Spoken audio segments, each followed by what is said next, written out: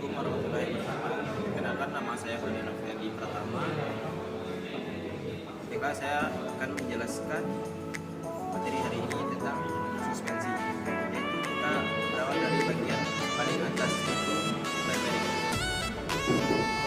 Bearing dapat kita lihat sebagaimana, yaitu bisa kita lihat dari atas dan juga bawah. Ini yang dinamakan bearing.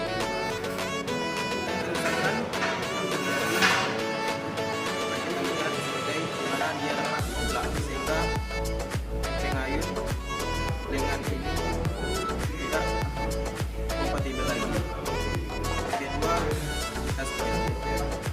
Dapat kita lihat mana gaspol ini dapat terdapat dua, yaitu dapat bagian dalam dan bagian luar dan dalam. Nah, fungsinya sebagaimana dapat kita lihat untuk menahan getaran dari jalan yang tidak datar. Yang ketiga, dari shock absorber. Dapat kita lihat dari shock absorber ini terdapat komponen yang panjang, yaitu komponen bagian dalamnya terdapat seal. Seal berfungsi untuk penopang koil supaya tidak bocor atau keluar dari atasnya. Yang bagian dalam terdapat pegas coil bagian dalam. Ini fungsinya untuk mengembalikan posisi awal dari shock absorber bagian atas, dari atas ke bawah, dari bawah ke atas. Yang pertama dapat kita lihat dari pegas rodnya ini, yaitu komponen yang pertamanya itu yang mata pegas. Dapat kita lihat di sini bentuknya begini. Dan yang kedua, pegas utama. Pegas utama dapat kita lihat dari pegas yang panjang ini, dan seterusnya di ujung sini ke mata pegas yang satunya. Dan selanjutnya dapat kita katakan pegas daun. Pegas daun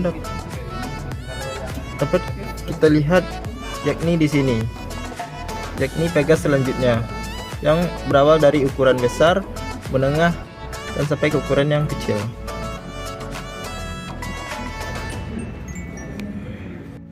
Baiklah, selanjutnya saya akan menjelaskan tentang sistem kemudi. Yang pertama, komponen-komponennya dapat kita lihat.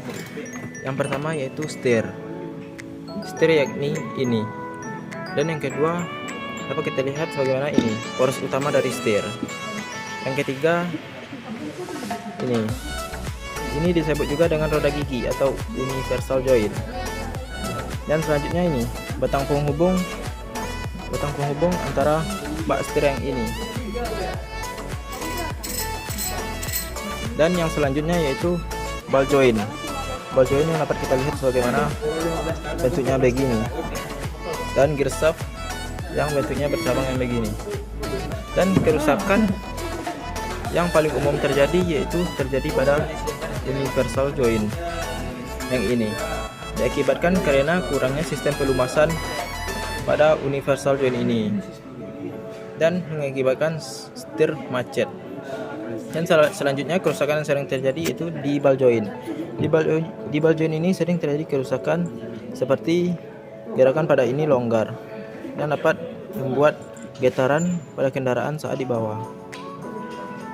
Baiklah, kita masuk lagi selanjutnya dengan sistem kemudi power steering, yang dimana sistemnya komponennya hampir sama dengan yang sebelumnya, yakni satu setir, yang kedua poros utama setir, yang ketiga universal joint, dan selanjutnya batang penghubung universal joint, dan membedakan ini kontrol valve, dan di bawahnya yang dilengkapi dengan gear housing. Dan selanjutnya yang bersebelahannya adalah power cylinder, dan selanjutnya lagi dengan terhubung dengan ball joint, dan selanjutnya dengan ini adalah namanya tirot, dan sampai seterusnya di sini. Dan kerusakan yang umum terjadi yakni kemudi terasa berat. Kemudi terasa berat bisa jadi dikarenakan dengan ball joint yang sudah longgar, dan universal juga yang longgar. Dan posisi setir miring dikarenakan juga dengan ada sangkutannya dengan universal join. Yang ketiga, timbul suara yang aneh. Timbul suara aneh itu disebabkan oleh tirot yang sudah longgar atau dengan ball join yang sudah longgar. Dan kerusakan lainnya adalah ban gundul tidak merata. Ini disebabkan juga oleh tirot. Dan selanjutnya kebocoran oli pada ruang mesin.